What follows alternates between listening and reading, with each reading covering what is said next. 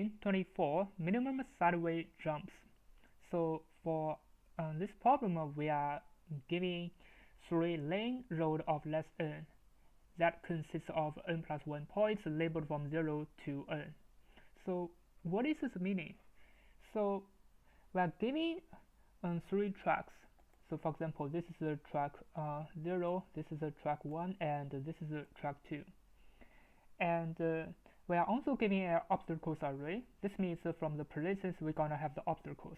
So for the first index 0, it is a 0. It means from the beginning, at this position, at position 0, there's no obstacles. And then we have index I equal to 1, and it is 1. This means at the track 0, it's gonna have an obstacle. And similarly, this is a 2. This means on track 1, we're gonna have an obstacle. And if this number equal to 3, at this position 3, it means at the track 2, we're gonna have an obstacle. Yeah. So basically, this is the problem. We are going to calculate how many side jumps. So for example, if the frog goes directly, it is okay. If it goes down, it is a side jump. It's gonna be counted as 1, and then it goes forward, and then it's gonna jump through this obstacle and goes to this position. It's gonna be another jump, so it's gonna be 2, and then goes forward and forward. So in total, how many jumps? It's gonna be 2, and this is gonna be the minimum jumps. We are going to return the minimum jumps. Yeah. So instead of checking the drawings like this way from the left to the right, let's just make another drawing. Maybe yeah, we can solve the problem easily. So currently, let's just check we have such kind of jumps. It is in not horizontal, it is in vertical order. So this is our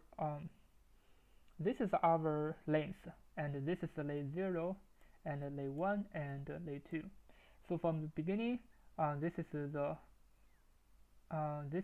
frog. Let's just call F. So this is the frog, and from the left side and the right side, there's nothing. So this is okay. And then from here, we have an obstacle. Let's just use O as obstacle. And similarly, on track 1, at this position we have an obstacle, and at this position we have an obstacle. Yeah. So we can turn the problem like this, because basically we're gonna use a row and a column, and this is gonna be the rows. It's gonna be I gonna be starting from 0. So this is 0 or 1, 2, 3. So this is for the row, or for or until n. This is the index I. It means the number of rows, and the number of columns is gonna be the lanes, lane 0, lane 1, and lane 2. Yeah. So the dynamic programming idea is that at each position we're gonna track.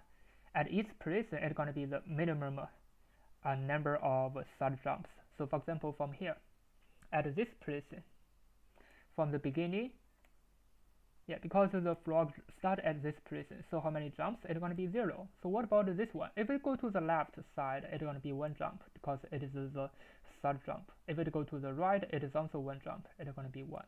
So this is the initialization of the we're gonna use the rolling array to solve the problem. Currently, we're gonna set f gonna equal to, this is just a rolling array, 1, 0, 1. So this means currently at the middle, it's gonna be 0 jumps. It's gonna be the minimum jumps. If there's only 1 row, this is all. Yeah. If there's only 1 row, this is okay. But if it need to go to the left or go to the right, we're gonna set it as 1, because it's gonna need at least 1 side jump. Yeah. Now we're gonna continue to use this f array to solve the problem. Yeah. So the problem is that if we currently I am at this position, so this means basically I have some decisions. I can go forward.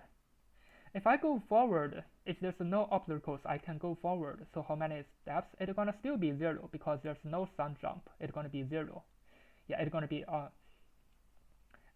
so the side jump gonna be 0, because there's no side jump.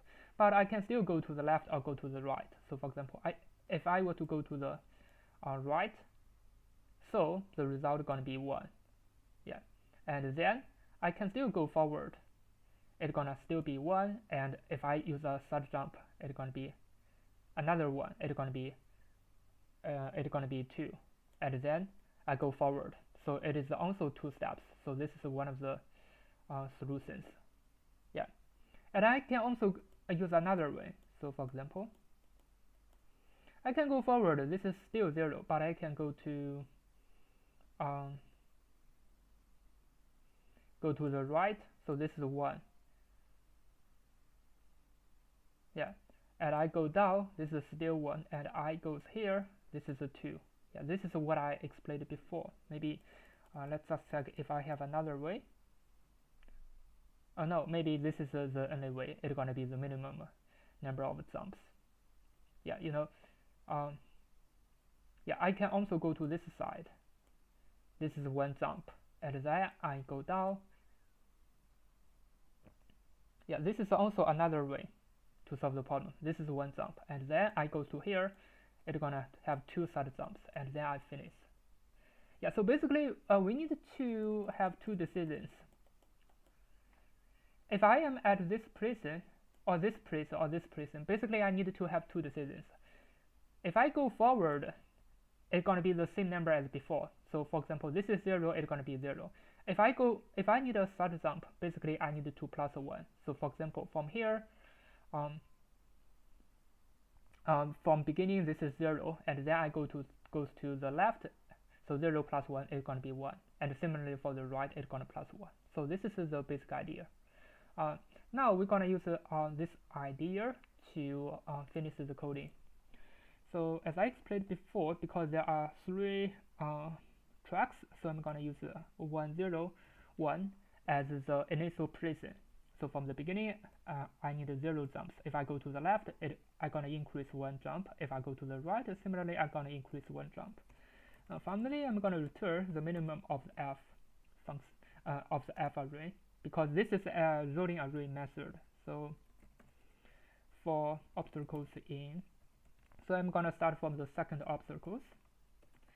At the same time, I need to check which one gonna be the obstacle. Yeah. So for J just means the column. Currently, I turned this array to the vertical instead of horizontal, because vertical is easier to understand, because the coding is just according to this vertical drawing. Yeah. So for J in range 3, if the obstacle is O equal to J plus 1, so this means this is an obstacle. So for example, if if J equal to 0 and O equal to 1, so this means at the track 0 I have an obstacle. Yeah, because the obstacles can be 1, 2, 3. So if this obstacle is 1, so J must be 0. So it means at the track 0 I have an obstacle. If O equal to 2, J gonna equal to 1, it means at the track 1 I have an obstacle at this prison 2 maybe. Yeah. Now let's just continue. If I have an obstacle, basically I need to set the prison Fj gonna equal to infinity. This means I can never reach. It's gonna be the maximum value, and then I just need to break it, because there can only be 1 obstacle in 1 prison. It can never be 2 obstacles at this prison 1. It can only have 1 obstacle. Yeah, and now I need to set a minimum value. It's gonna be the minimum of the f plus 1. So this means possible. Yeah, it might be a side jump. If there's a side jump, it may be the minimum value. So it's gonna be the minimum of the 3, plus 1. This means I have a side jump. But what if I can directly go forward? There's no side jump. I can still check that. So for J in range 3, so here in this way, it's going to be O if O not equal to J plus 1. So this means there's no obstacles, so I can update the value. So Fj going to be the minimum of the Fj. It means go forward, and the side jump is going to be X. Yeah. So finally, I just need to return the minimum of the F array. Yeah, I think this way is easier to understand, because this is basically the dynamic programming idea. Now let me just submit it to check if it works. Yeah, so you can see it works, and it's pretty fast, and I think this is a really good solution to solve the problem. Yeah, We can also delete the break. I think it is also okay. Yeah, because there's only this number is only 3. It doesn't matter if we don't break it. It is still okay because there's only one obstacles at the position 1 or 2. It can never be 2 positions. So if I delete the break, it is still okay. Let me just run it. Yeah, as you can see, it also works.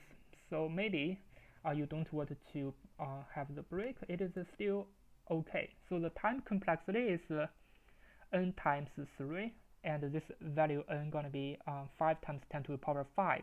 So this number times 3, basically it's gonna be 10 to the power of 6. It's gonna be the time complexity. And the space complexity is only 3 because we are using the rolling array to solve the problem. I think that's basically all about it. Thanks for watching. See you next time.